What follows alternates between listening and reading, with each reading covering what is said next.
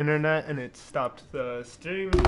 So I gotta, dude, because everyone's showing like real shit internet connection for me, so I'm nervous that everyone's gonna be lagging around. Oh dear. Yeah, no, so for you, so for me, you're laggy, Taramax is laggy, Oda is laggy, I hope I'm It's pronouncing so weird. his name right. And of course, I'm Sky going through is laggy as Ethernet. always. Oh yeah. So You see, I'm going through Wi-Fi, but it's because like half of the league is from the United Kingdom, the British sovereign.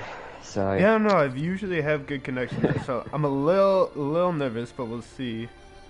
yeah, I mean it is travelling across the pond, so I imagine that it's going to be a little laggy. I actually thought earlier today, I've got a good question for you. Is the city of Detroit as bad as the memes make it out to be? I mean, no, not really. It's definitely like used as a meme in the same way that like Florida is and stuff. And look, every big city suffers from the same issues that they're all working to solve. And so Detroit is a interesting case where they're heavily reliant on the automotive industry, which has gone through some heavy ups and downs recently, so they have had a very tough go of it at certain times. But I mean, no, obviously there's beautiful parts of every city, there's tough parts of every city. It's the way it goes, but it's a good city. I don't like people making fun of cities, because Milwaukee used to be one of those cities as well, so I'm a little defensive. Yeah, fair enough. Man, I don't know how you manage it, but every single time that you answer a question, the way that you do it, like, you almost give the history behind it. Like, oh, Detroit was well known for its automotive manufacturing. I'm like, I feel like every single time I ask you a question, you've written, like, an essay on that, kind of that question in the past. I don't know how you do it, seriously, but it's like, it's incredible. Shit. Oh, dear. Let's not listen to that. No, yeah, no, my bad. I'm just trying to resend it into the Discord because I had to start a new stream. Oh, to be honest, I'm happy that I'm not lagging, because your microphone, only very slightly, is kind of cutting out for me just occasionally and going a bit robotic. So I was a bit worried that I might be going a bit robotic on the stream. Damn, but bro. I guess not. I'm very nervous. I think, like, I would just have a bad feeling that as a spectator, the cars may be lagging around. So we'll see. Hopefully not, but that would be a bummer. I've never had that happen before. Yeah, man. I would hate that to happen, to be fair. But if the worst comes to the worst, I am going to be recording my gameplay. So yeah, if the worst comes to the worst, in fact, I can quickly go into share settings and I can make it so that on capture options include my mic and my voice chat's audio. Nice, and yeah, in your party settings, do you have it so that your voice can be shared? Yeah. Okay, good. So that means that if I record it, and if the worst comes to the worst... Exactly. Sounds good. Good idea. Recording... No. So we don't include all of that cringy content from That's staying earlier. on this. Well, actually, no. That we had like 15 minutes lost of lovely banter lost because I accidentally stopped the stream. So, I know. There's no but proof. we did get a brief history of Detroit. That is very nice. I've also sent you a track map of Silverstone, but that history of Detroit was even better.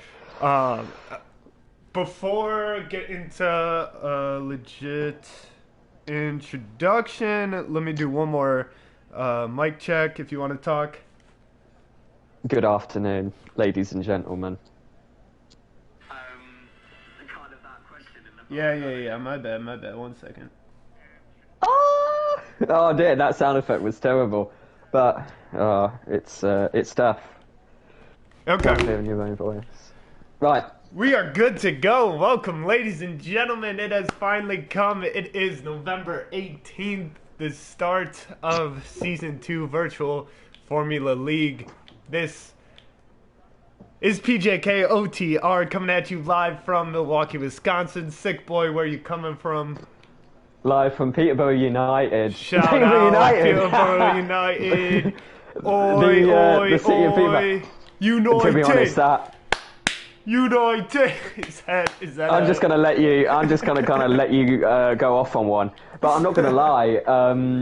That English accent was pretty good. I think that maybe for the final race, can we like have it written down in history that for the final race, I will do my American accent for the season finale, and you do your British accent. I would love that. I tried to get. I suggested that to Dark one day, and he gave me a firm no. So I'm happy. Oh no! I'm happy that you're about it. I would love to. I'm a firm yes. Can you give us a little teaser of the British accent right now? I just did do your hooligan chant with United. So that isn't satisfying enough. That isn't adequate. Sorry, I do apologize. It's only race one, Sick Boy. We gotta keep them. That is very good. That gives everyone a reason to tune in to the season finale in probably about 6 months' time. But most importantly, though, is the racing. Absolutely. Let me.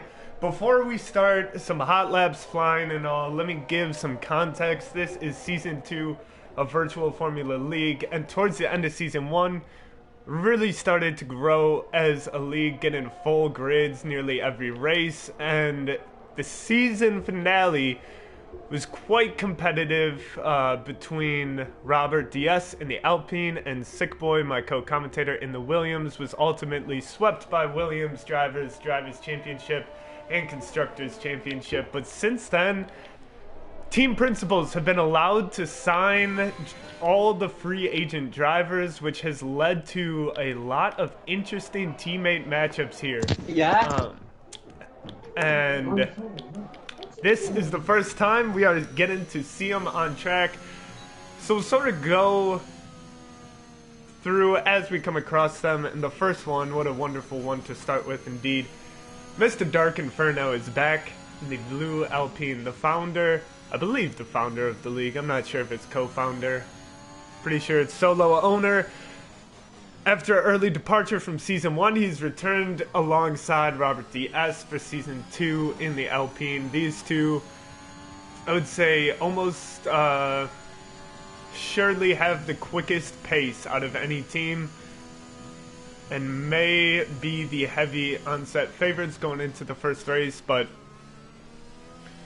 a lot of other teams within arm's reach for him. I believe Dark is on his first hot lap here, actually, so we'll just hang on board, see what time he gets up there. Very interesting. So I actually ended up going on the Silverstone, because I remember before you've always said to me, what kind of lap times have you managed around this track? I can never give you an answer, so I decided to go on a little Sick Boy super lap earlier today. Nice, on yeah, exactly. So on the 18-minute long qualifying, it wasn't on time trial, meaning I had tyre wear, I had temperature to deal with, I had like 4.5 laps of fuel in the tank, and I managed a 127.144 for my lap. So I think that that's a good benchmark to kind of compare for the rest of the drivers. I do expect some of the really good qualifiers like Dark Inferno to definitely get near that. Already we've had Oda with a 127.4, so it's only 0.3 off the Sick Boy standard. And Oda, as we see Skyster coming in right behind there, Oda, a rookie this year, joining the Haas team. He's got plenty of pace. Meanwhile, Dark is making it across the line on his first quali lap. He comes across at a 127.6. He did get a little bit of a slipstream, I believe, from Robert there on the back straight.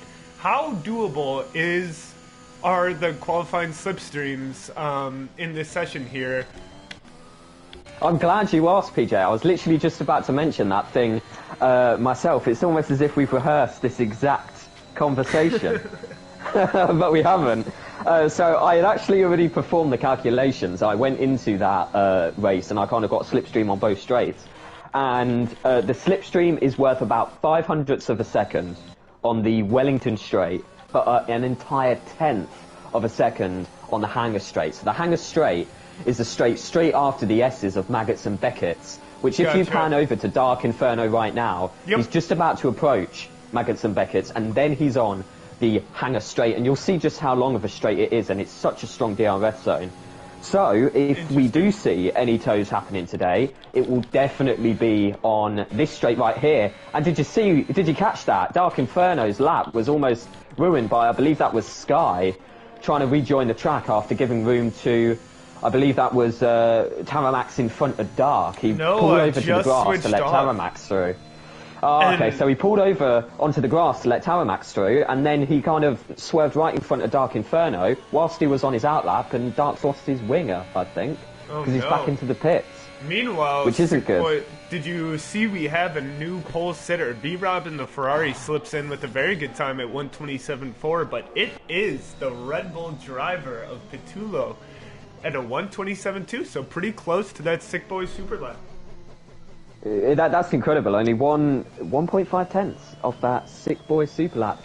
To be honest, I'm starting to get a little bit worried, PJ, when it comes to people beating my time trial times, because they're absolutely incredible. Yeah, you know who's really been impressing me with his qualifying times and his pace lately, and this is a good opportunity for us to sort of reveal our biases, because my man B-Rob has been coming quick in these sessions.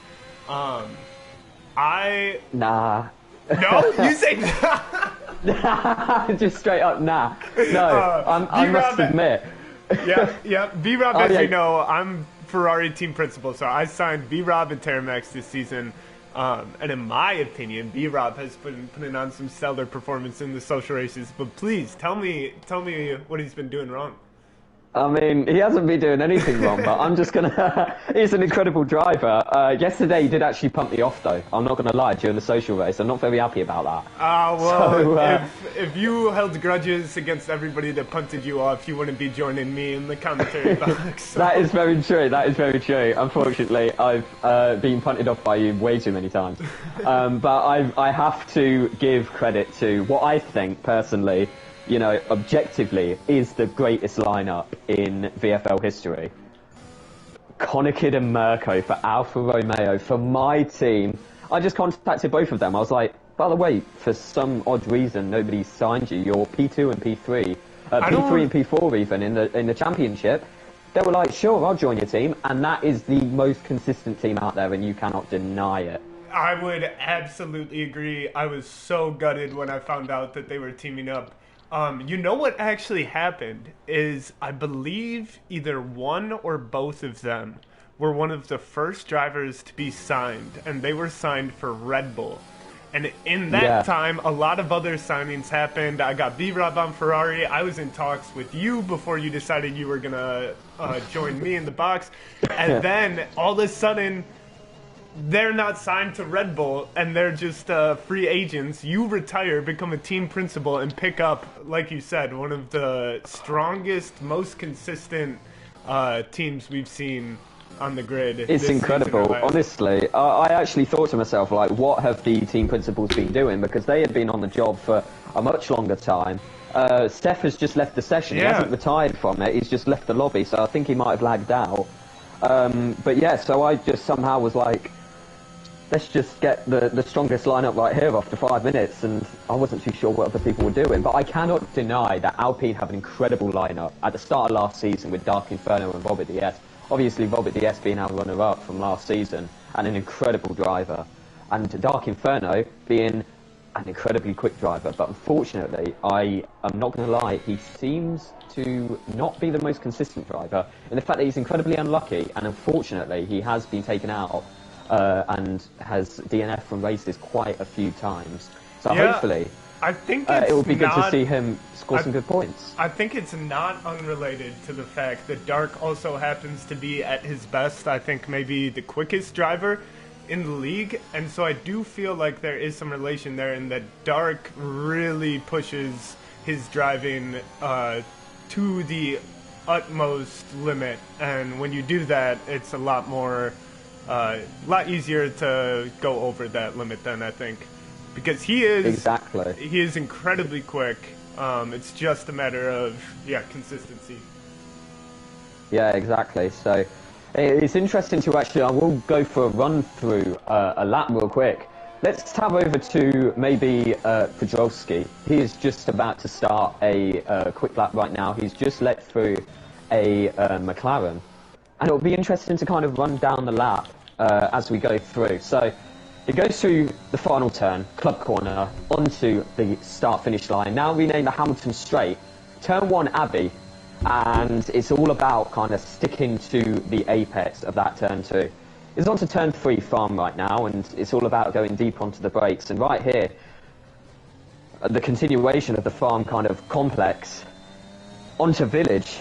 It's a tough corner to get right. You want to try and get as much speed and kind of catapult yourself down the Wellington straight. But approaching Brooklands now, very easy to lock up. As you can tell, you're breaking all the way round a tight corner onto Luffield. And once again, it's all about trying to get a slingshot around Woodcut, really, to try and get as much of a speed as possible, heading down to Cops Corner, the infamous corner, which led Max Verstappen to have a 51G impact against Lewis Hamilton. But it doesn't seem like Podolski is pushing. He isn't, because he was in 7th gear around Cops Corner, and he was easing off quite significantly. So Podolski, for some reason, has stopped pushing on his outlap. Why don't you just walk us through the remainder of the circuit anyways, just at least going through the turns as Podolski slowly goes through them. Yeah, well, exactly. So you had right there the S's section of Maggots, Beckett's and Chapel, heading on to the Hangar Straight, which I'm sure we'll see a lot of toes happen, because it's the most powerful slipstream on the track. Right there was Stowe Corner, an incredibly tough corner to get right, because quite often you'll see a lot of cars running wide and ended up cutting the next turn and invalidating their lap. And you finally have the final 2 corners, the left-right chicane of Vale into the final corner, Club Corner. And whilst I was given that monologue, Dark Inferno has just picked Pichulo for the fastest lap by only 17 milliseconds. Now that is an incredibly close top 2. And man, as we were just saying earlier, Dark Inferno is an incredible qualifier, and like you were saying, he's probably one of the fastest drivers on the grid right now. He's definitely one of my top drivers when it comes to predictions for the Drivers' Championship. Do you, I am just noticing in the last few minutes, for some reason that popping in the mic has come back. Would you want to try maybe just like unplugging and plugging back in your mic or something? Yeah, I'll go ahead and go for that now. Okay. And meanwhile... Hopefully, it's gone. Wait, go on and talk again? Hello. No, alright, we're still popping. I'm not sure. Ah, that is unfortunate. What that's about. It's, you can still understand what you're saying. Yeah, how about if I wiggle the microphone around a little bit? Hopefully that's reduced the pop. I guess it hasn't. No, yeah. Man, not sure what that is, but again, you still can understand what you're saying, so it's not a massive thing. One bit I do want to mention is there are some drivers on the back half of this qualifying grid that you wouldn't necessarily expect to see there. We have both Alfa Romeo drivers, after Sick Boy and I just sort of talked them up, are hanging back here in 14th and 15th. Mirko beginning a hot lap now, so that'll be something to watch. As well as Terramax and Steph in 19 and 20. As I say that, Mirko goes up to 3rd with the 127.3, so there you go. Terramax and Steph. Oh, yep, go ahead. Yeah, I think that, I was just about to say, I think that Steph is the man to watch right now. He's done some incredible qualifying performances in the past, and I think that they're going for a little bit of a cheeky Williams slipstream. He's just let his teammate Luke ahead of him, but unfortunately he's slowing down a bit too much to actually get a slipstream. But what I'm saying is there's only 3 minutes left in qualifying. Steph has got to be going for a fastest lap, so it'll be interesting to commentate his lap. So let's just go ahead right now and see how he does turn 1. And it's an incredible turn 1, hits the apex perfectly and glues onto that apex for turn 2. Very deep on the brakes into farm, and it's interesting to see him hit the apex perfectly, and it is a Williams slipstream. I can almost guarantee, PJ, Luke slowing down perfectly for a slipstream on the Wellington straight as he just flicks the car around village right now onto the Wellington straight. No, I think it's still too far away for Luke to actually give... I think he's a little too far back, yeah. Yeah, much of a slipstream, unless it could be on the old National Pit Straight. They could be going for a slipstream, which will be extremely strong, considering that you can't get any DRS down that straight. But to be honest, if they are actually going for a slipstream, this could be quite detrimental. Dirty air through Cops Corner is not ideal, but Steph has managed to keep it. It will be interesting to see how much dirty air he gets through Maggots, Beckett and Chapel. But he seems to have hit the apex perfectly. Chapel is a tough corner, but he hits the apex perfectly, and... Oh, fantastic. Yeah, Lucas tried to go for the slipstream, but I think he's kind of broke a little bit too much. There's clear communication between the Williams drivers that they wanted the slipstream down the hangar straight. With slipstream or not, I think this has been a fantastic lap from Yeah, Steph. this is a great lap. I predict that this could be right now 1:22 going around the final turn. This could be pole right here, and it is. Yeah. Steph goes pole with a 1:27.256, just 500ths quicker than Dark Inferno, and he's got to be ecstatic. What a lap from Steph and the boys at Williams. That's incredible, and the fact that there's only a 22 millisecond gap between Seth and Pitt in P3 just shows you how close of a competition there is between these drivers. If you look down the grid to Oda, Burrows and Rob, that's another example of them being about 500ths of a second, 50 milliseconds between three drivers. I just cannot believe how close the top of the bottom of the grid is. And I just love how we've got a full grid for race one, and I recognise almost every single name here. We've got some old drivers like Carper from season 1 who haven't raced in quite a long time. Meanwhile, we've got a lot of new drivers like Chico Martins 02, who's down in 15th right now and is halfway through a flying lap of his own as he enters the old national pit straight. I'm on board with Cole Epic of Aston Martin, who just received a very nice slipstream from his teammate Burrows. So obviously the game has been stepped up, perhaps by the Williams tier of last, setting that precedent that if you want to win, you're going to have to learn how to slipstream in qualifying. But even the Aston Martin's getting in on it as well. Cole on an absolute ripper of a lap right now, so I'm hoping he can continue to stick it a little bit slower through Maggots and Beckett's, but he still should be on for a personal best. He's 2/10 up on his past PB. Yeah, just as he enters Stowe Corner right now, it'll be interesting to see if he ends up going too wide and invalidating, but no, he actually glues onto that apex incredibly well. Let's see how deep he goes into the brakes for the chicane at Vale, into the final turn at Club Corner, and so far it seems to be quite a strong lap to him. It's not going to be pole, but it's still going to be an improvement all the way up to 10th. Now, qualifying has ended, and it's interesting to see that Conakid is on a flying lap. Mirko is all the way up in 5th, so it'll be interesting if we can get Conakid up as the Alfa Romeo team principal up in the standings as well. At the moment, he's 0.7 of a second faster than his last time. That will put him around a 1:27.4, which is definitely within the top 10. He's going round Stowe right now, and he does not invalidate as he enters the chicane of Vale and the final turn of Club Corner. I am fingers crossed. Stick it? He's in P18 now as he comes around the final corner for his first qualifying, and he goes pole! And he poles it! He beats the Sick Boys Super Lap by a margin, as well as the rest of the grid. What a lap from Connor! And that was without a toe as well. He beats the Sick Boys Super Lap by almost an entire 10th of a second. That is incredible. That's the fastest lap I've seen for a long time for Connor. What a result for Conakid. I cannot believe it. What a jump from P18 all the way up to P1. I cannot believe it, Across the line man. comes Oh, Robert, no! and he breaks it. He goes into the 26s. Are you kidding me, Sick Boy? Drama at the end of the first qualifying. This is incredible. I cannot believe that. Just as I was talking about how good Conakid is, honestly, I need to, good thing I'm in the commentary box, PJ, because I need to retire from racing, because the Sick Boys Super Lap is no longer super. We've had two drivers beat it, and Robert DS has beat it by almost 0.2 of a second. That is absolutely incredible. What a driver. I think that Robert's been practicing over the our mid-season gap a bit, because that is an incredible lap, honestly. What a lap. And the competition already from race 1 is just incredible. Robert there had good laps on the board previously, but he was still down in P8. He improves it by about 0.3 or so and jumps Connor for pole. And what, I mean, Steph didn't have a time on the board. He goes pole. Connor was in P19 on his final lap. He goes pole. And then Robert from nowhere sets an unthinkable lap. Incredible stuff.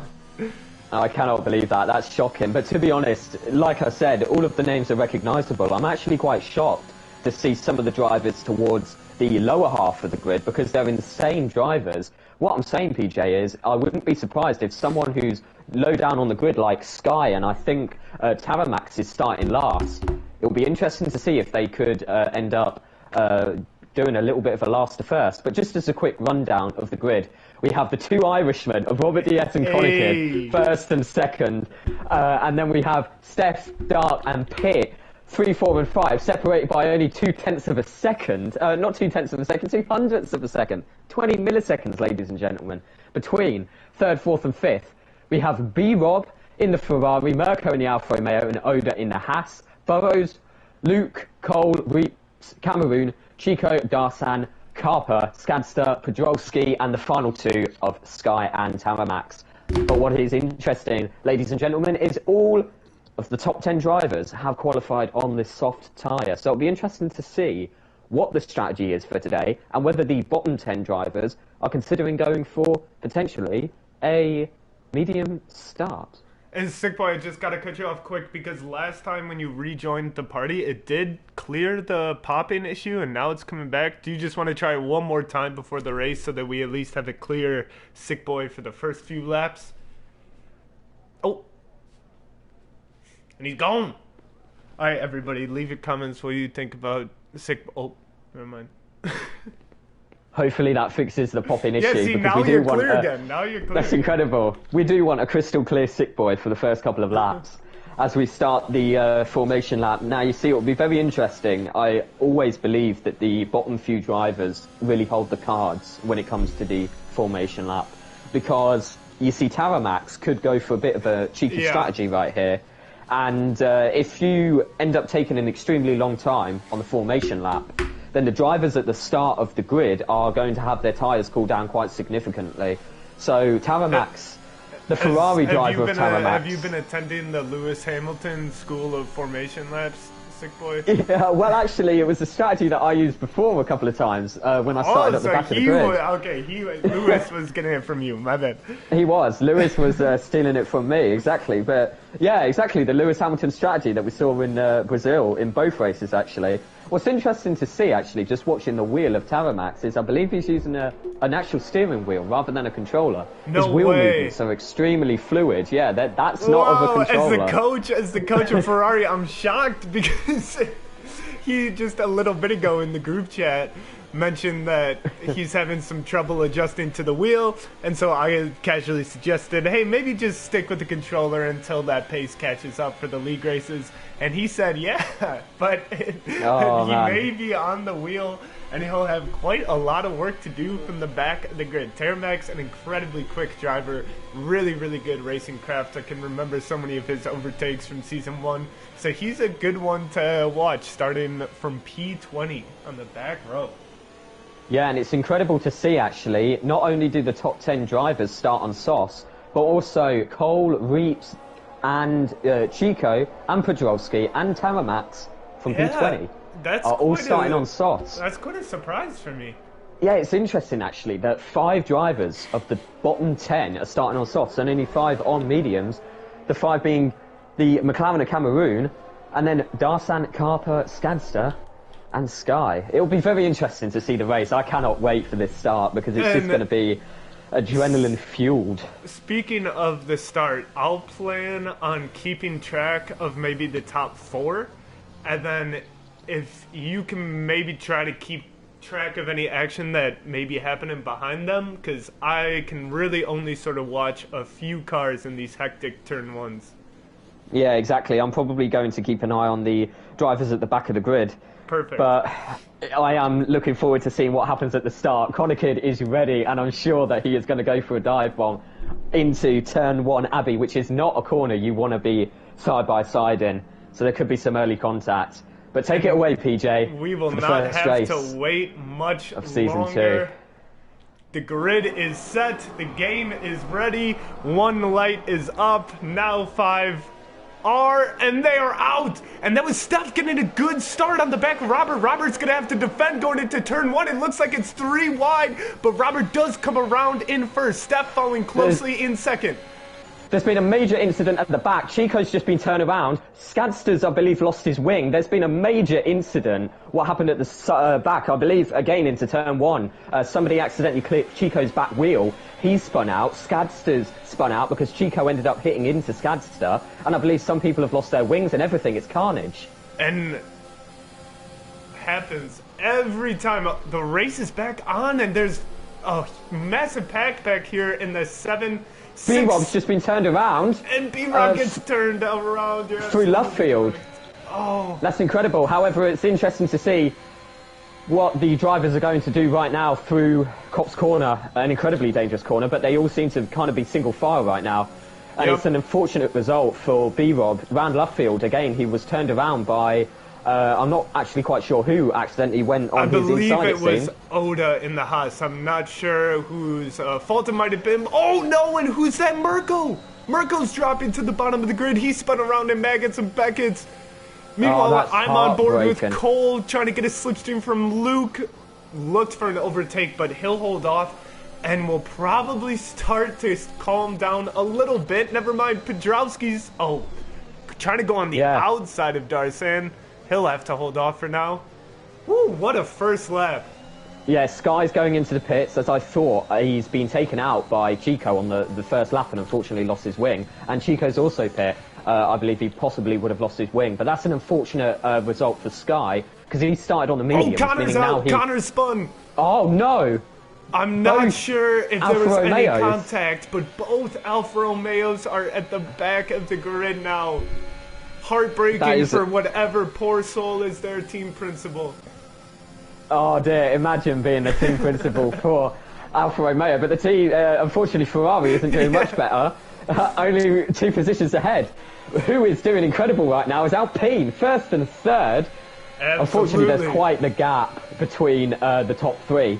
Only 3/10 between Steph and Robert, though, at the start. At the top, it'll be interesting to see what happens. B-Rob has just overtaken his Ferrari teammate. And Pitt looking to make a move, going into Maggots and Beckett's against... Oh, no, I'm sorry, that was Oda making a move against Pitt, but he pulls out of it at the last second. Most likely Wise goes a little wide. Oda trying to hold on to his car, and he does. Oda almost lost it on the straight, which will allow But now Luke and Oda, side by side, heading into A corner, but it will be interesting to see what happens. And they give each other room. Oda's forced wide and gets a 3-second time penalty for corner cutting. And Luke's run out of ERS for the lap. He won't quite need it anymore, but might have held him from getting that pass. And we have our first penalties coming out for the Haas. 3 seconds for corner cutting, and that may be able to be appealed, since it did seem to be a result of being pushed wide. Yeah, that is a tough situation to be, but it will be very difficult for Oda not to get a single warning now for the rest of the race in order for that time penalty to be removed. Yep. But it's interesting how the grid has kind of formed up. You have Konakid and Mirko, unfortunately, in P16 and P17, and they had such a good qualifying result. Honestly, it's heartbreaking to witness, but at the moment, the pole sitter, Robert ES, once again in first place with the fastest lap. He seems to be a man on a mission right now. But Steph is only 4/10 behind him, and we have the incredibly strong DRS straight of the Hangar Straight. Just shortly after this, Robert ES runs wide at Copse Corner. It'll be interesting to see whether we got a warning or not. But as you can see, real quick as well, Robert ES is actually running in negative fuel right now. It's always interesting to see how much fuel each driver has. But it seems to be right now that he's got negative 0.06 laps, while Steph is running on plus about 0.7. And Oda's making a move on the inside here of Pitt along with the DRS. Very well done from Oda. Pitt was struggling to keep his car straight. Oda finally gets past him after Maggots and Beckett's. A great move from him. And Luke, the new Williams driver, holding his own so far. He's right behind Pitt now, getting this DRS, going into the opening straight in P6. Yeah, and Dark Inferno just pops the fastest lap, which is actually taken by B-Rob, your driver, in the Ferrari. As I was just about to say, though, Dark Inferno seems to be rapidly approaching Steph, and if there is going to be an overtake between Steph and Rob, I think it might happen right now, as Rob gets a great exit, to be fair, out of Farm. Unfortunately, it seems like down the Wellington Straight, Steph is not able to pull the move off as they head into Lovefield and Woodcut.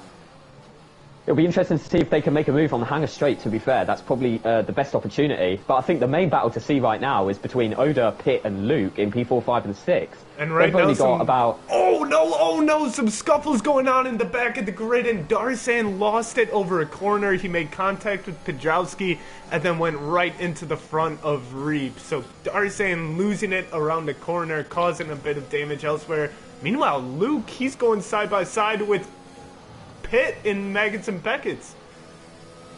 Yeah, and unfortunately, many time penalties. Reeps and Carper get 3-second time penalties for multiple warnings, and Bebob gets a 5-second time penalty for a severe collision with Darsan. But up on the inside is Cole. They're going 3 wide through Stowe. This is incredible. Cole does maintain the outside line, and he does overtake for P6.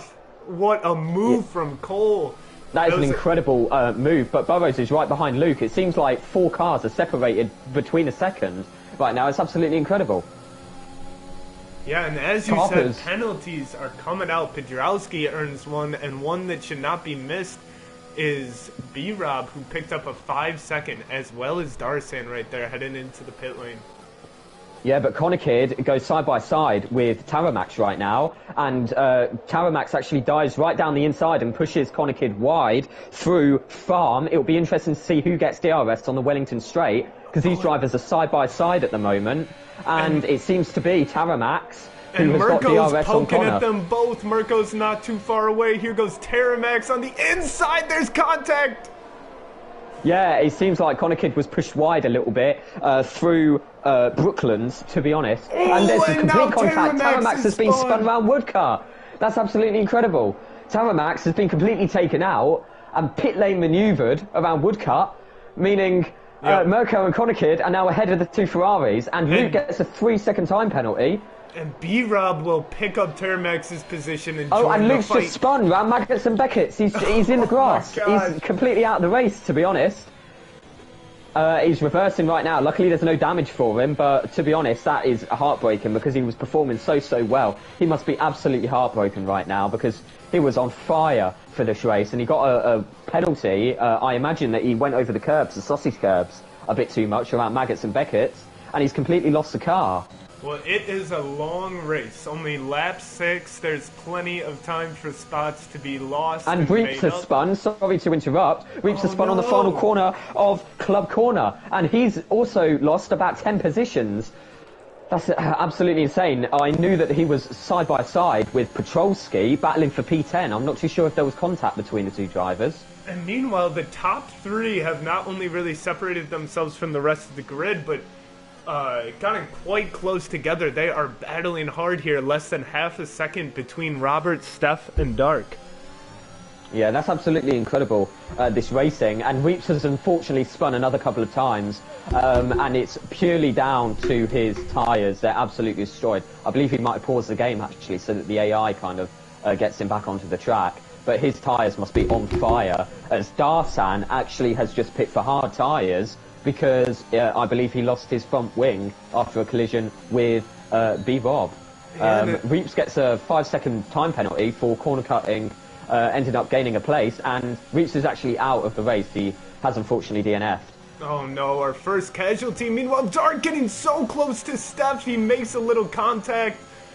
Yeah, and side by side is Cole and Pitt heading into the chicane of Vale, and unfortunately, yeah, it looks to me like Cole has made the move. I'm saying unfortunately. What am I talking about? That was an incredible move. But now Pitt's just been spun around by Burrows. Well. Oh, Burrows it's another casualty, and he's lost his wing, but he's going to have to nurse the broken wing throughout an entire lap. That's Pitt completely, practically out of the race after another casualty around Club Corner. I can't believe that. Club Corner has taken so many deaths today. There's been like 3 or 4 drivers. First Reeps, now Pitt.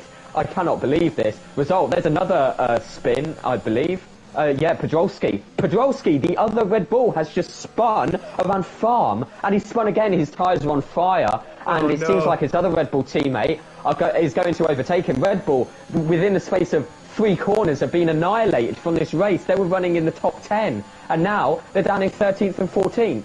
And we've got a bit of a Noah's Ark formation going on right now, with the 2 Alfa Romeos, the 2 Ferraris, and the 2 Red Bulls actually running next to each other, 2 by 2.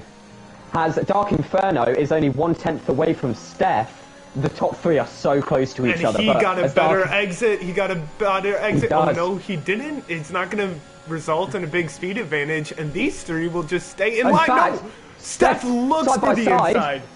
through Stowe. He'll hold it. He'll hold it. Yeah, he's decided to play it safe, to be fair, and not go for the overtake, which is a decent move to make. But what's interesting is just analysing the ERS, the amount of energy the batteries have in each of the drivers' cars, and they seem to all be running on an extremely respectable 50 to 60%.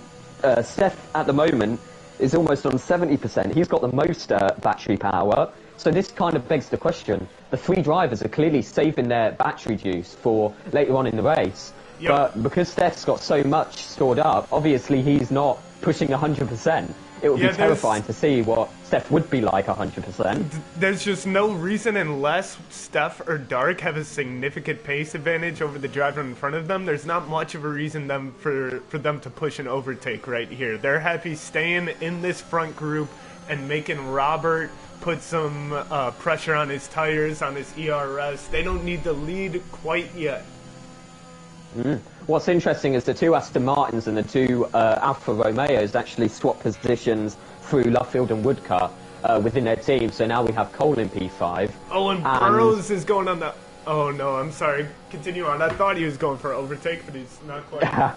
No, that's okay. So, to be honest, the drivers are separated by quite a distance now, apart from the top. In fact, Steph's just made a move down the hanger straight on Robert Diaz. He now leads the race. Oh, and how Robert did I Diaz, miss that? Yeah, Robert Diaz fails to get the overtake once again on Steph heading into Vale, the chicane of Vale and Club, right at the very end of the lap, as B-Rob overtakes Mirko for P10. And there's a bit of a battle between Mirko, B-Rob and Conakid right now, heading into the Vale chicane at the end of the lap. Robert is right on Steph's back end going through the first sector. I think coming out of these two turns, he may have a look to go on him again. Yeah, coming out of Village, he's definitely going to have a superior exit potentially. But since Steph gets a great exit, and he's got a lot of airs banked up, remember, but the DRS is pretty strong on this track, Here and he is going to go for the goes. overtake.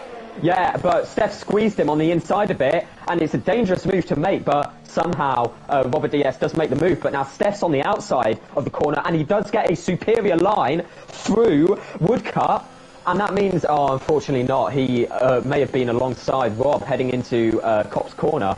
In fact, he is going to try and make a move, and in fact he does stick a nose on the inside. Robert Diaz goes wide and probably picks up another penalty, and they're almost side by side heading through Maggots, Beckett's and Chapel. Just 1/10 separating Robert and Steph. Will he have a chance with this DRS? I don't think so, as Robert gets a better exit.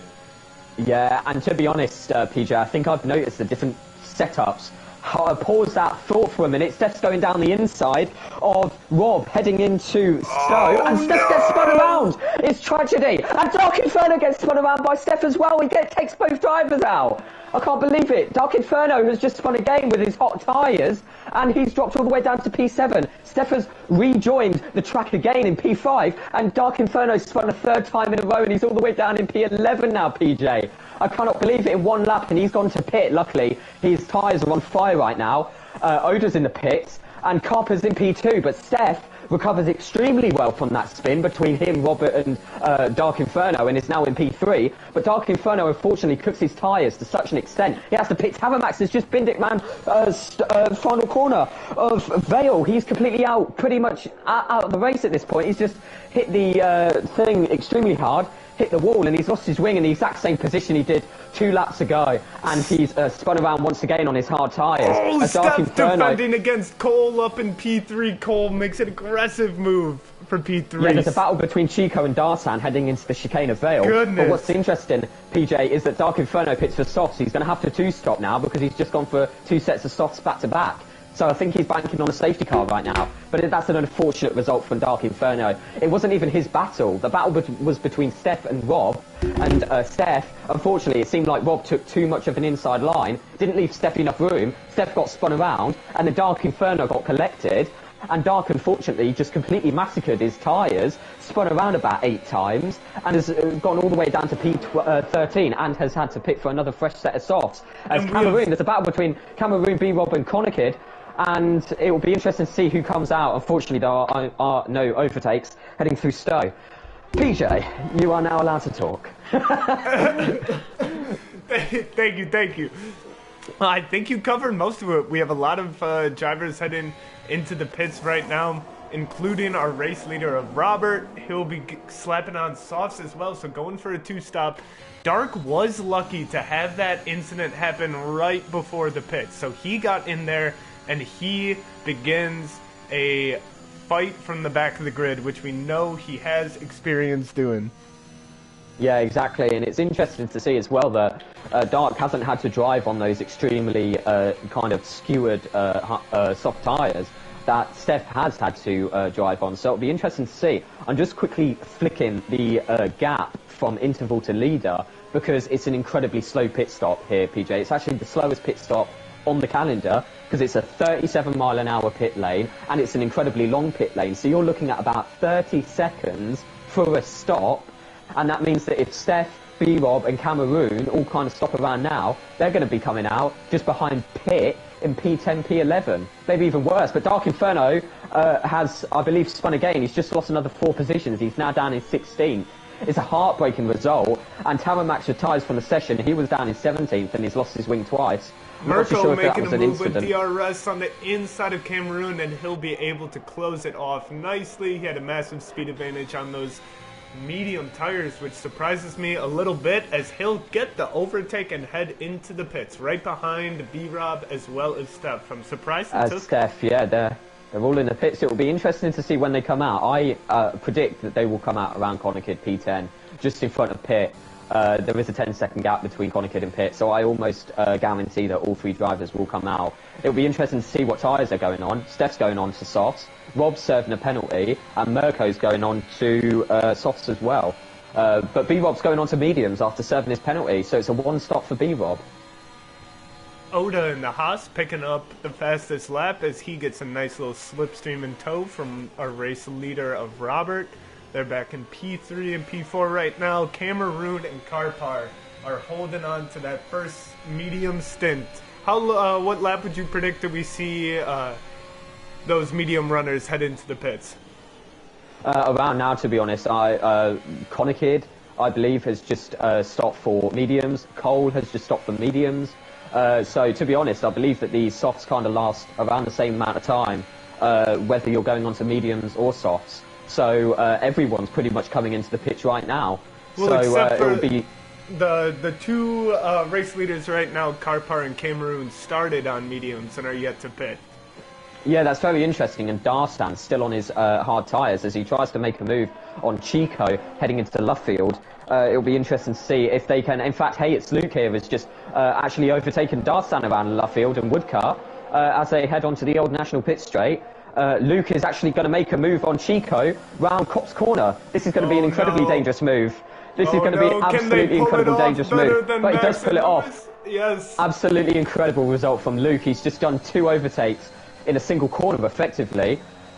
Very good result from Luke. But then again, he is on fresh mediums, and Darstan and Chico are on fresh old hards and old mediums respectively. So it'll be interesting to see whether those softs will last. And Luke continues to push. He's making a move on the outside of Pitt. They're about side by side, and in goes Chico on the inside of Pitt. Luke will be able to pull ahead in P11 and get off another overtake. Yeah, but now Pitt's just swung into the pits, and Darsan's on the inside of Chico into Vale, but he backs out actually, and he lets kind of Chico through. But now there's a bit of a gap. They're heading into Club Corner, but luckily Darsan does pull out. Remember, Darsan's the only driver on the hard tyre, and actually Dark Inferno's just gone for a move on Darsan. Poor old Darsan's just lost 5 positions in a single lap. Wow. I can't believe it. Obviously, those hard tyres aren't the strategy. Maybe Darsan should have gone for the 2-stop and gone for the medium softs, but it's a very unfortunate situation to be in with Darsan. He lost his wing on lap 1, and he's actually been on those hards pretty much ever since. So it'll be Dark interesting to see. is on a mission here. He's got Chico in his sights going on the inside. No, there's contact, and he gets spun against the McLaren. His front right wheel clipping that inside Yeah, he body. tries to go on the inside of Brooklands. I'm not too sure if the space was there, but it's an incredibly dangerous move to go on. And now Dark is going to be nursing his boiling hot tyres around Luffield and Woodcut as he enters the National Pit Straight. I cannot believe it, honestly. Dark has had such incredibly poor luck But to be honest, I'm not too sure whether that was a bad incident or whether it was simply a racing incident. It's a very dangerous corner to go side by side in. Many of these corners on this track are very dangerous. But right now, we've got our provisional leader of the race. Robert ES is running just behind, only about 4 tenths behind Oda, who's in second place provisionally. Steph all the way down in fourth, because obviously Cameroon and Carper, ladies and gentlemen, are still yet to pit, and they're on incredibly old medium tyres, so it'll be interesting to see when they come out. Sky and Podolski are side by side through the final turn, and Sky and Podolski are still side by side, and in fact they're continuing being side by side all the way to Abbey, which is an incredibly fast corner, and it'll be interesting to see whether either driver stays alive. In fact, both do. Podolski gets ahead as Chico pits for, I believe he's going on the soft tyre, he's going for the 2-stop, and Dark Inferno is ahead and is on to the into 15th. In fact, Chico's already made 1 stop already, so he's on to softs potentially until the end of the race.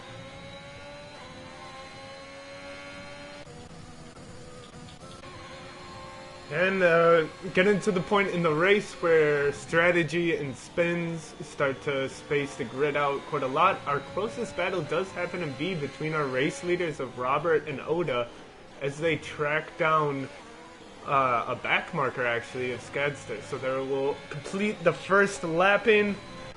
But besides that, quite a lot of comeback races to be had. We've had Dark and Pitt, most notably, I feel, who have really taken some turns. Yeah, that is unfortunate. And Tara Max as well was very unlucky. He spun a couple of times. And right now it's very interesting to actually check out, whilst there isn't much action going on, it's interesting to check out the penalties that have been accumulated by each of the drivers. Rob and Steph, of course, it's the Steph special, have got no penalties, along with Connor Kid and Dark Inferno, interestingly, doesn't have any penalties. Apart from that, penalties for pretty much everywhere else.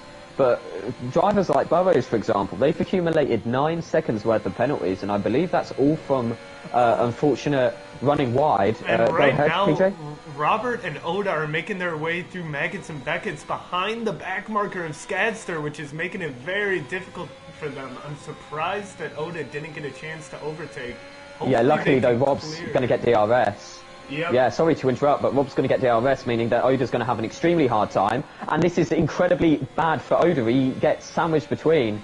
Luckily, he gets through Stowe Corner, but that was incredibly unlucky for him at the start then, because he, the back marker Steph making a move up the inside of Burrows. An incredible move by him. Carried so much pace into that turn, trusting those young, soft tires. Really great move by Steph. He's into P5 now.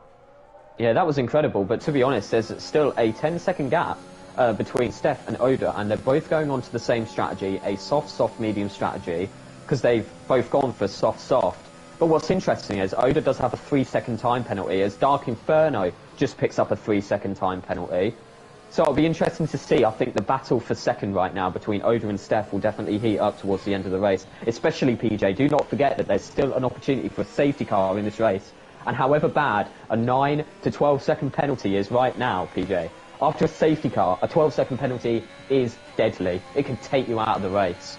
Yeah. So it'll be interesting to see if there is a safety car. Steph will just kind of come into his own, really, with no penalties, ahead with alongside Robert, obviously. And it'll be a very interesting result indeed. Oh, and as Oda picks up another 3 seconds. So yeah, it is right now Robert's race to lose. He is leading the race with no time penalties. It will be interesting to see how much he battles with Oda right here as Oda goes on the outside. Will Robert defend? No, he'll let him go right ahead. And he may sort of be happy trailing Oda here and keeping his tires nice in check along with his ERS, since he does have such an advantage with those 6 seconds of penalties on the Haas. Yeah, it's actually shaping up to be an incredibly interesting race. But what will make it even more interesting, in fact, will be when these differences hang on side by side, Chico and Sky heading through, I believe that's Luffield right now. That's actually quite an interesting battle. Sky's just gone ahead through Luffield, so he's now into 15th place. But as I was saying, as there isn't really much of a battle between anyone happening, apart from Robert DS and Oda, who are literally the two closest drivers on the grid right now, there is a little bit of a battle between Chico and Sky. Once again, they're kind of side by side. Chico is going to try and get a DRS on Sky, but I kind of hate to admit it, ladies and gentlemen, but any attempts to overtake Sky from Chico are a bit in vain at the moment, because he's got 9 seconds of penalties on Sky as he goes for the outside, but Sky defends the outside and kind of forces Chico to back out through Stowe Corner. Very interesting dynamic between the two drivers, as Robert DS, Oda, I forgot to call it, PJ, but Oda's overtaken Rob and is now in provisional first place, but Rob overtakes Oda once again. Yeah, I forgot to mention earlier, I was halfway through saying it, but unfortunately a battle happened. It's interesting to see Robert's strategy, like the setup that he's on. He seems to have such a straight line speed advantage on all of the other drivers. He overtook Oda with no effort whatsoever just a second ago, and he overtook Steph with no effort whatsoever earlier on in the race. I feel like he's gone for an extremely low downforce, high top speed setup, because he just seems to have like 20 to 30 miles an hour faster speed than anybody else on the grid. And didn't you notice how difficult it was for Steph earlier on in the race, even though he had DRS on Rob, to actually overtake Rob? It took his entire ERS bank, effectively, to get alongside him. So Rob has definitely gone for a low downforce setup around Silverstone, and it seems to have paid off, to be honest. Well, if things continue the way they're going now, we may get a chance to ask Robert about that in the winner's interview, as he is holding on to that P1 right now. His car power in Cameroon, 17 laps in on those mediums. Yeah, it's extremely interesting, but it'll get even more interesting when and N2E and Chico are side by side once again through Stowe Corner, and Pitt does go ahead, but now Chico's actually dived down the inside of Vale, the Vale chicane, but unfortunately doesn't manage to pass Pitt. Pitt does stay ahead whilst they head on to their 18th lap of the race. But what I was just about to mention is the fact that this race is going to get extremely interesting when it comes to the kind of the difference in strategy, because once again I will remind the viewers that Rob, Oda and Steph have all started on the softs and have gone once again on the softs. So they're going for the two-stop strategy, while some drivers like Dark Inferno, for example, have not. They've gone for the one-stop, and I believe it's actually a one-stop all the way down to Burrows. In fact, Cole was Epic and Burrows, they both go for the one-stop. And in fact, Cole was Epic is right behind Steph. So if Steph is going for the two-stop strategy, and he cannot pull out enough of a gap to Cole, it's quite Oda safe to and say... Robert going side by side. Robert's battling back. He's going to hold on to the inside, and he does secure it, but this battle is not going to That was an incredible battle through Luffield, yeah, insane. And unfortunately, they're not going for a side-by-side battle through Cops Corner. Oda's kind of given the place to Rob and is probably hoping for some DRS down the Hangar Straight. And we'll hang on board with Oda here to see if he can make it happen. Is Robert going a little deeper into those turns? Who's going to have the better exit? It seems they'll be about equal, but Robert is without DRS. He's without pace, and Oda takes over the race lead once more. These two exchanging overtakes on the same DRS corner here. Yeah, that was an absolutely insane kind of situation, but it's Cole interesting trying to see do the same on Steph, and Cole manages to close it off. A great move by him. No, in fact they don't. Steph's still side by side into Vale, and he does go for the inside, and he's spun around. Yes. That's unfortunate, but how quick can Steph rejoin the track? To be honest, I think that one will go into the steward's room, because Steph was more than a car's length alongside. He was basically ahead of Cole, actually, heading into Vale. So it'll be interesting to see what happens post-race when it comes to stewards. As Oda spun on the exit of, I believe, Chapel. No, in fact, on the exit of Farm. I'm kind of butchering the corner names right now, but I believe it's on the exit of Farm, entering the Wellington Straight. Not sure if there was contact, but Robert will escape unscathed, and he's caught up to the back, or I'm sorry, not the back markers, but the first stinter of Cameroon as Oda gets left behind, though nobody passed him, which goes to show the gap that they had on the grid. Yeah, and one thing I'm going to mention, PJ, is just how strong the two-stop is. Well, at least for Rob, okay? Remember, he's an entire pit stop behind Cameroon, and he's just overtaken him. So that means that Rob right now can comfortably pit for another set of medium tyres. Well, he has to pit for another set of medium tyres. Not too sure if they were banking on a safety car or anything. And also, when is Rob going to pit for another set of medium tyres, PJ? Because there's only 5 laps left, and if he finishes the race so far, he will get black flagged. And in fact, the same kind of goes for, well, Cameroon's is in the pits right now, but same kind of goes for Steph. He skipped out on the pits. As Oda does pit, so Oda does pit this lap, obviously because he's lost his front wing, but at least he isn't going to get disqualified. But Rob is definitely losing time. I'm not too sure if he's forgotten that he started on the softs or something, but that will definitely make an interesting end to the race. What I'm trying to say, PJ, is the fact that the longer he stays out on these softs, the longer the more time he's losing. He'd be better off switching to the mediums early. So I really don't know what Robert's plan is, to be honest, because if he pits now, and he is on the medium tyre, okay, let's say for like 3-4 laps, he's going to come out just behind B-Rob, okay, in P7. Yeah. So right now, it seems like the leader of the race, honestly, is Burrows. Burrows and Cole could take down a 1-2 for Aston Martin for the first race of the season. Puzzling, considering that Robert is, I would say, been the strongest strategy-wise through Season 1. He always had it down and figured out.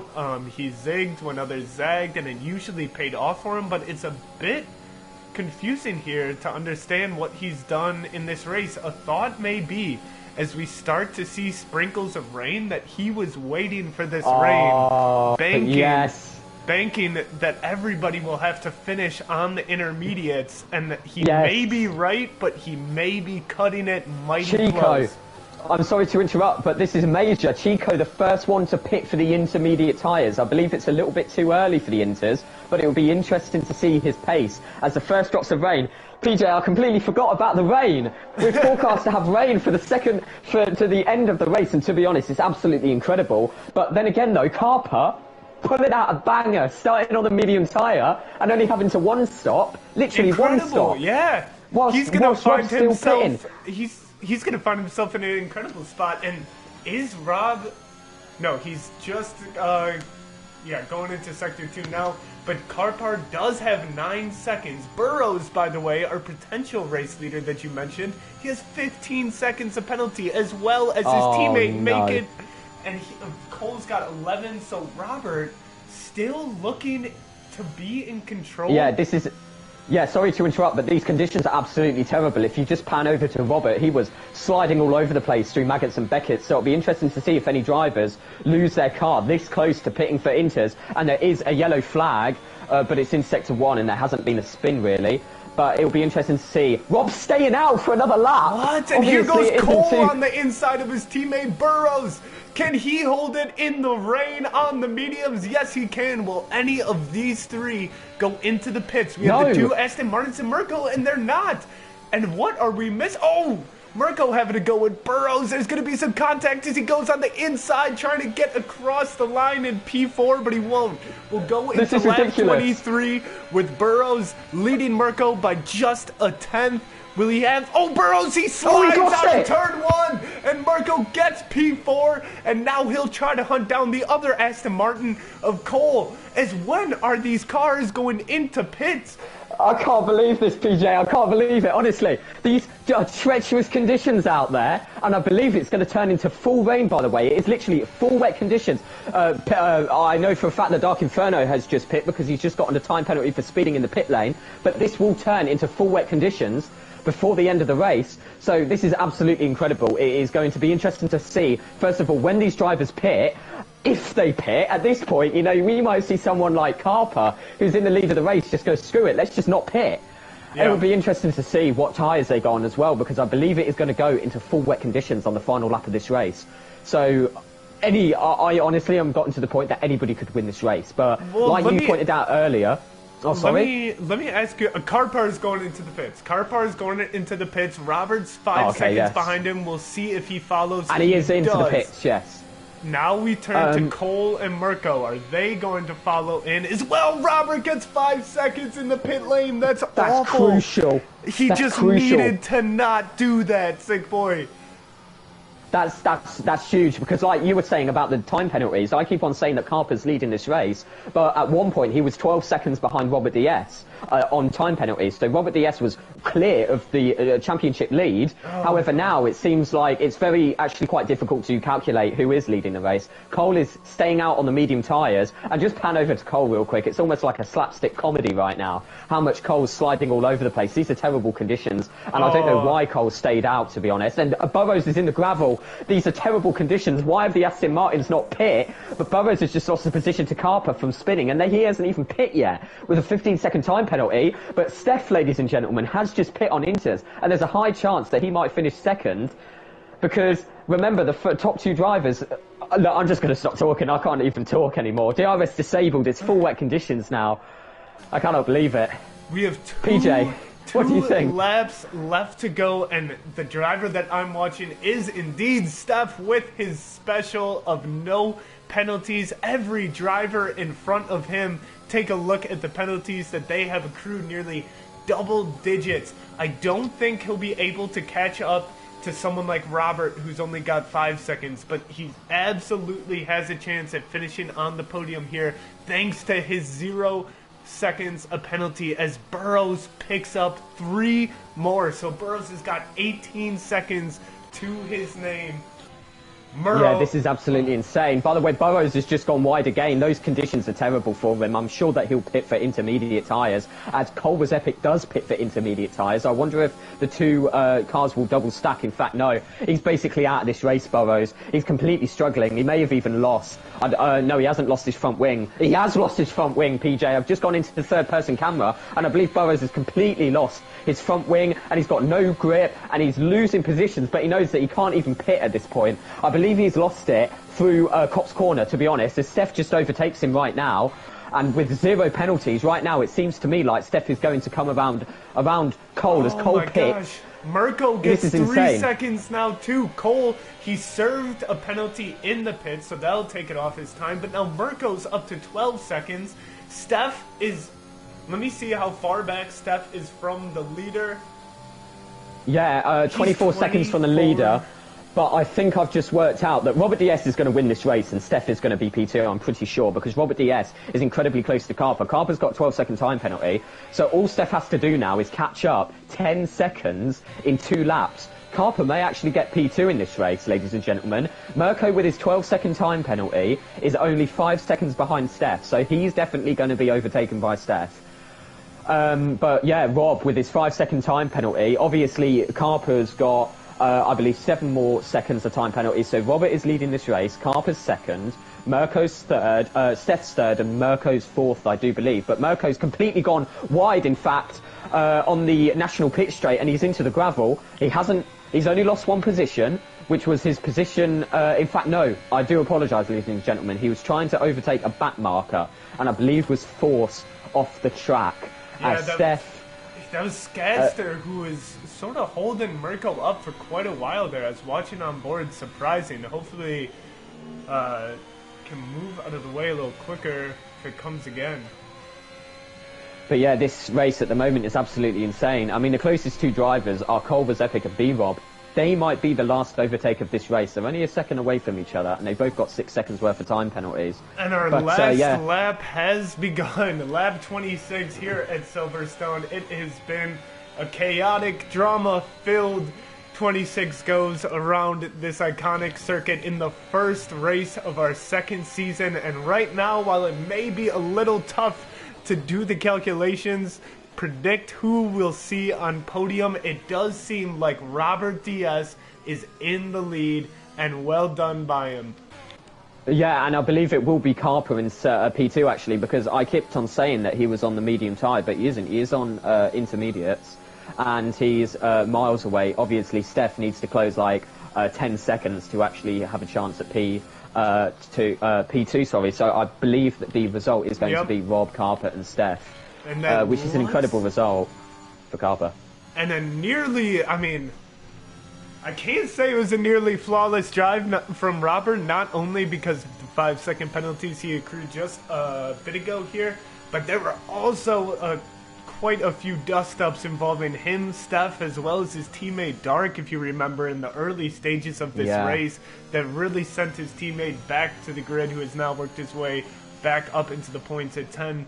Regardless, it is time to call it. Karpar will make his way across the checkered flag, first on track, and quickly drop below into P2 as Robert Diaz claims the inaugural victory of Season 2. Yeah, that's an incredible result, really, and Cole was epic. I believe we'll finish P4, or P5, actually, and B-Rob with P6. But yeah, Steph does overtake. In fact, Mirko's dropped all the way down to P5, in fact. B-Rob and Cole, that 1 second gap between B-Rob and Cole was enough to actually stick Mirko right in the middle of it. So Mirko finishes P5. And pretty much we're getting the results of the race right here, ladies and gentlemen. I believe Luke's obviously going to finish ahead of Cameroon. And Dark, unfortunately, is not going to be able to close the 4 seconds he needs. Well, he might actually close the 4 seconds he needs in order to overtake Cameroon. It will be interesting to see what happens. Right now, will Dark overtake Cameroon? And he doesn't, unfortunately. Then we have Oda and Burrows with his 21 seconds of time penalties, which I think all have been accumulated through corner cut and penalties. That's 21 corner cuts from Burrows right there, but I think we'll ignore that. He's close to disqualification, actually, ladies and gentlemen.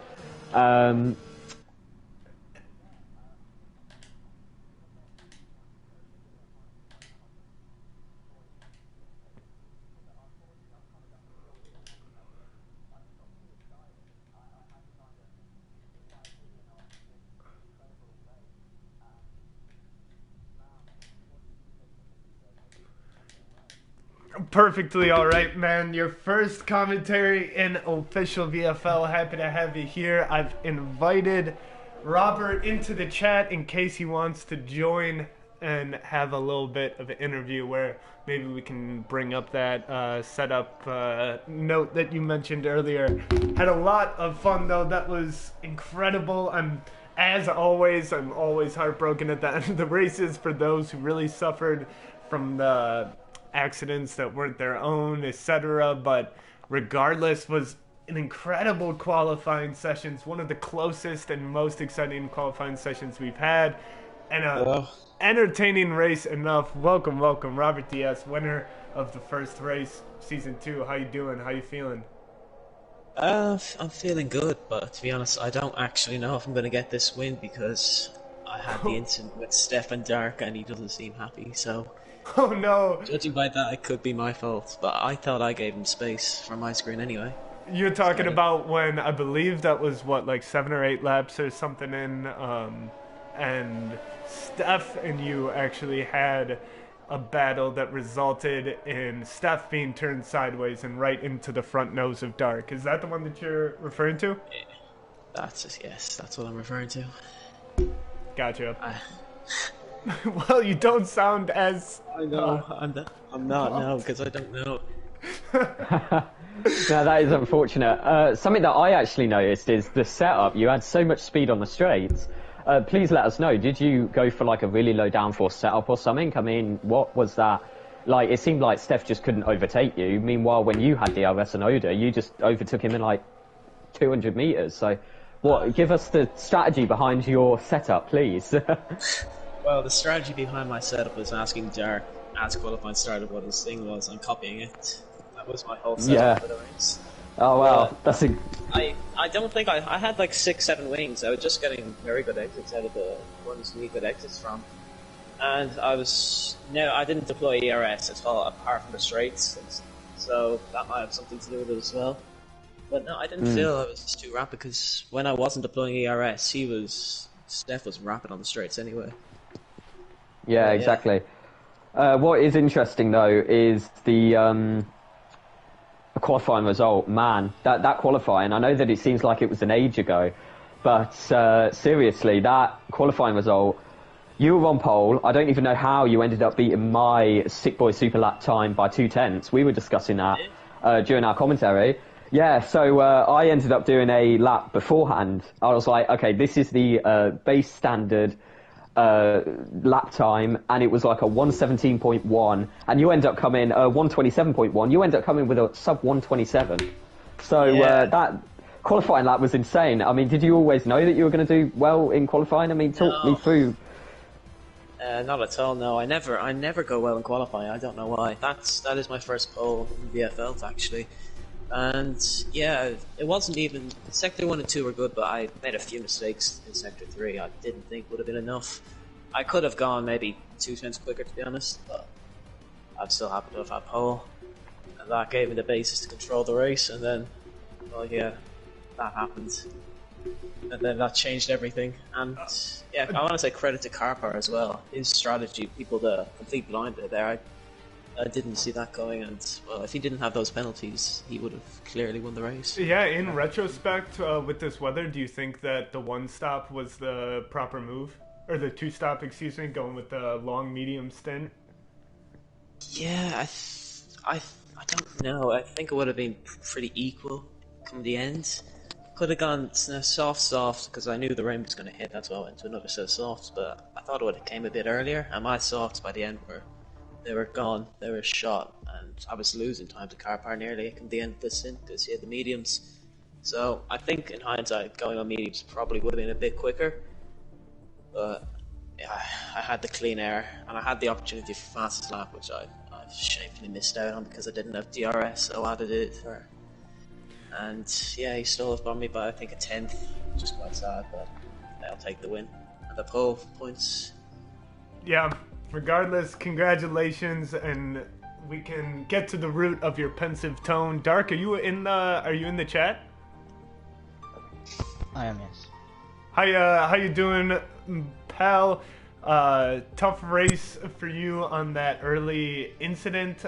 You said you want to explain what happened. I guess I'll just give you the floor to chat it up. Very disappointed what's happened. Essentially, I was being a boat behind Robert and Steph, charging up my battery, and at one point I was going to overtake, and I think it was in the last sector, Steph went off, and I really could not avoid that incident. I hit him, spun, I tried to get going again, but my tyres were gone, and I just could not get my car back on the track, so that really cost me. And then I pitted onto another set of softs, and I tried to regain my positions, however I got hit off again, twice in fact, and I just kept spinning because of that. So yeah, the wall just unraveled after that first incident.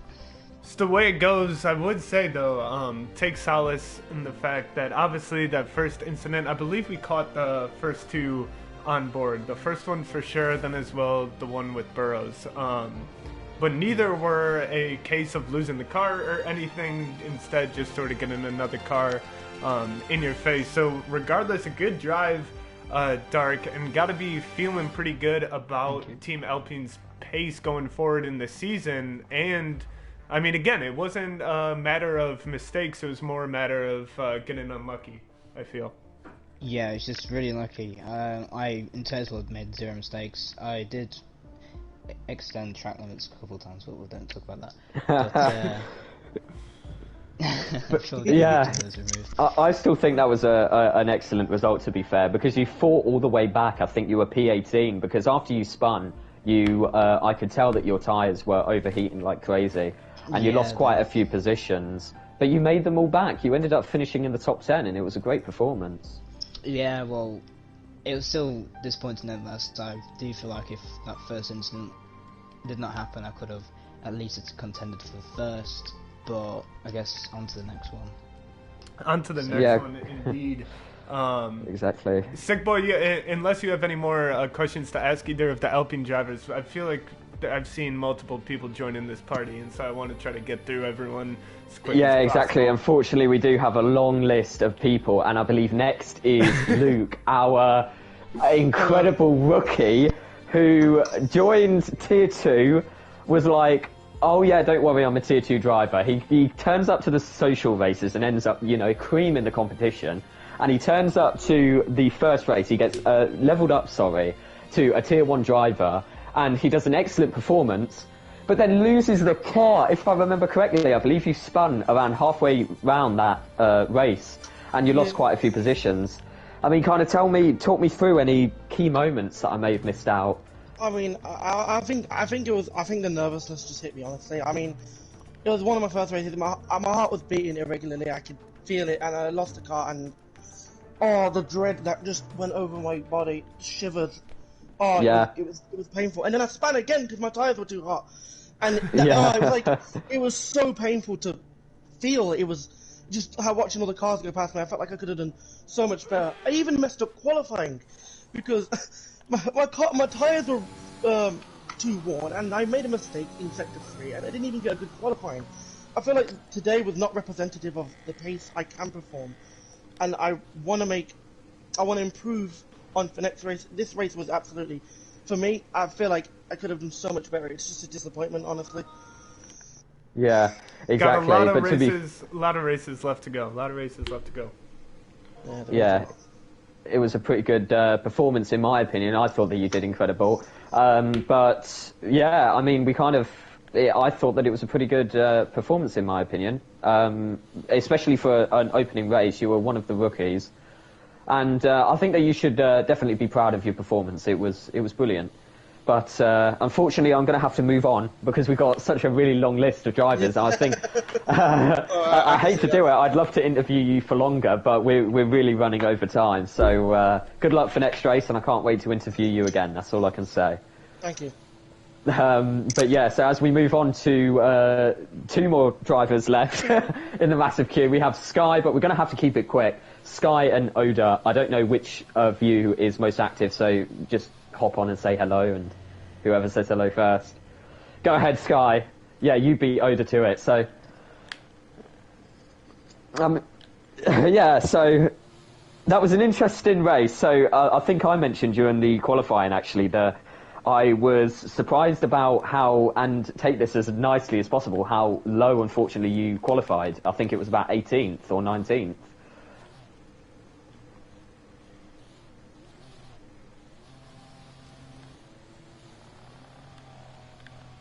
Yeah.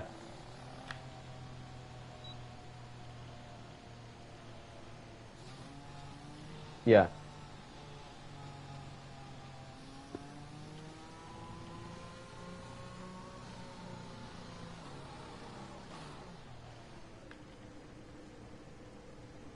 Oh, okay.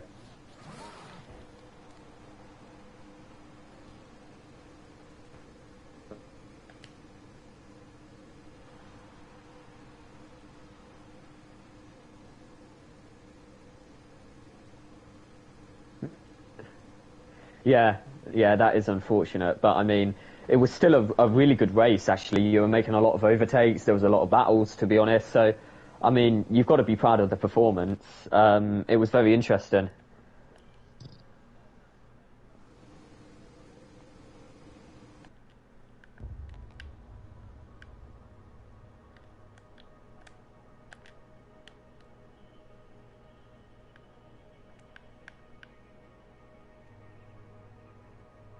Yeah.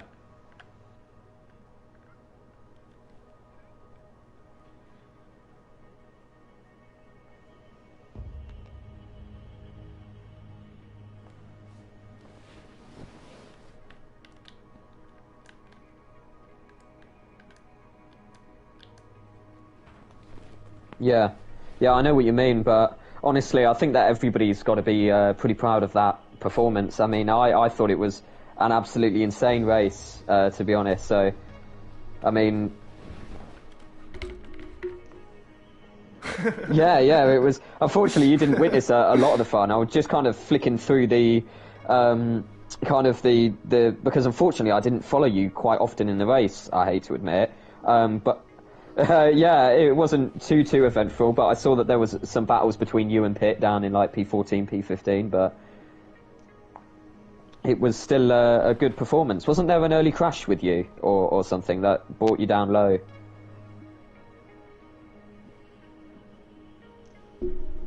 That's it.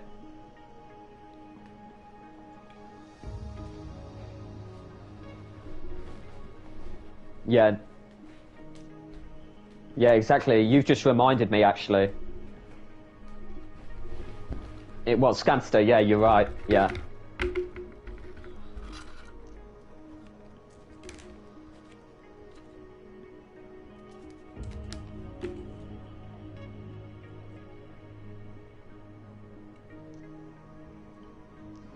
But I mean, there's been a lot of incidents this race, so a lot of drivers have gotten extremely unlucky, but it's always about making a bad situation into a really great performance, and I think that everyone today has kind of done that, so I think everyone should be pretty proud of that result. So, congratulations, but unfortunately we have to move on to our final driver in our really long queue, and he's extremely patient. He's been waiting all of this time. It's Oda, and please tell me, how do you pronounce your name, and have I been doing it right this entire time? Okay, thank you. Oda. Yeah, I've been practicing it. I don't want to unfortunately embarrass myself and accidentally get it wrong. As Steph joins the party, the queue gets even longer, ladies and gentlemen. PJ's... I think this is like going to literally last forever, like non-stop interviews. But PJ, take it away with the questions. I'm sure you've got a couple of questions. I just keep on asking the same ones, really. So what have you got to ask, Oda? Oda, how are you feeling about Haas's place amongst the top tier teams now after this first race? I know both of y'all had high expectations. Do you still feel like you can compete for wins and podiums?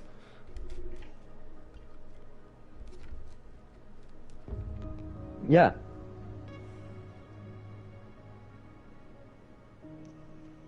Yeah, I mean... yeah.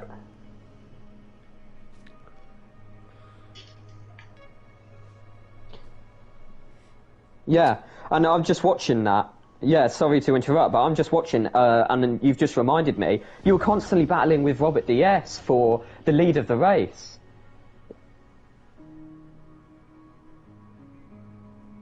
Yeah.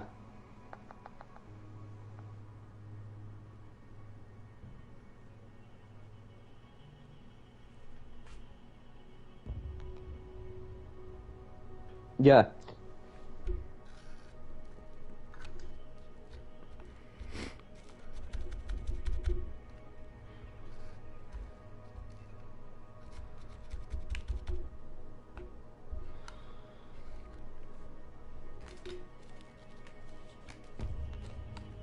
Yeah, and don't forget, fastest lap is worth 2 points, so it's actually a really good result, yeah, definitely something to be proud of. And those battles with Rob, like, you held on to him for such a long time.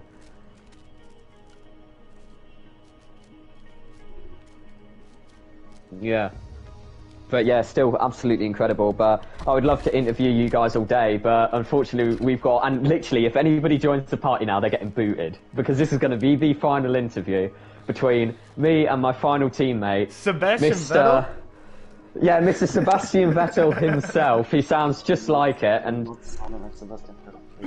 Welcome, Steph. Steph, I'm very happy to have you here. How'd you feel putting on another Steph special, penalty-free, fantastic race, very solid, aside from perhaps that maybe early incident? What was your view of the race? Actually, I don't know. I could have won this for real. We had this quali, this glitch, you know, when you can see the weather of the race. Yeah. That was not showing like the rain, and me and Luke were discussing about this, and yeah, we just argued on changing the thread from the medium inter, what Carper did, to just a soft and then inter. Yeah. Yeah, I'm pretty sure I would have won this race, but yeah, I don't know. Yeah. Still really good. I mean, it kind of talked me through, because you were literally about to win the race. You and Robert were battling for the entire, you know, first third of the race, and then you came together around, I believe it was Stowe Corner, that really fast right-hander before the end of the race, before the end of the lap, sorry.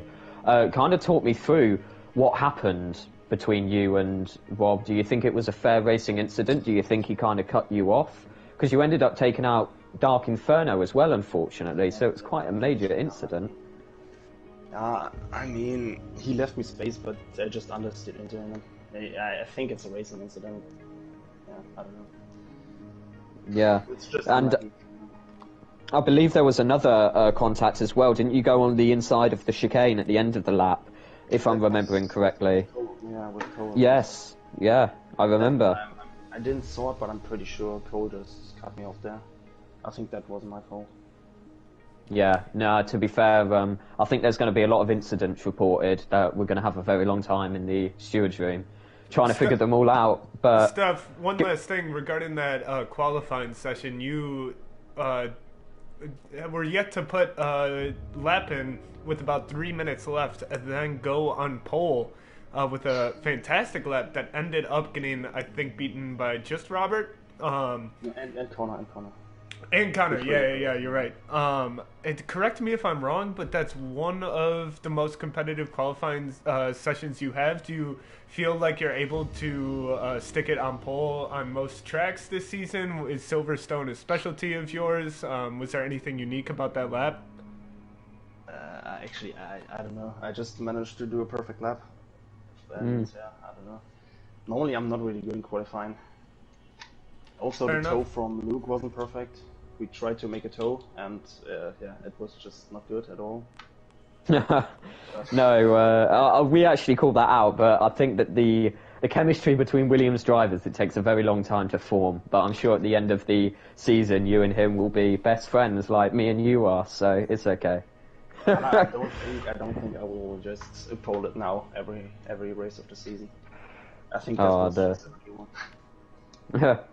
Yeah, I don't know. It was incredible, but it'll be interesting to see how many people can beat the Sick Boys Super Lap, because I did a lap earlier in the day, and I was like, oh yeah, no one's going to beat it, and then Connor and Rob end up beating it. So it'll be interesting to see if everyone beats Sick Boy and Sochi. We'll see. All right, But, well, I think that'll wrap it yeah. up for us from Silverstone. Yeah, Anybody, so Sick Boy, you all good? Do you have any more questions for Steph? unfortunately not. I'm completely kind of talked out. The only thing I can say now is just kind of thanks for watching, thanks for participating, the full grid, all of the team principals that have designed the grid for this year, all of the admins, and especially to Dark Inferno, Adam. He has put so much effort into this league between not just last season, but also in the run-up to this season. It's incredible. So thanks to everyone who's watched, and I guess I'll see you in a week's time for Russia. That's all I can say. Absolutely. Thank you, everyone, for joining, for watching. We'll see you same time, same place next Thursday. Adios, y'all. Have a good rest of your day.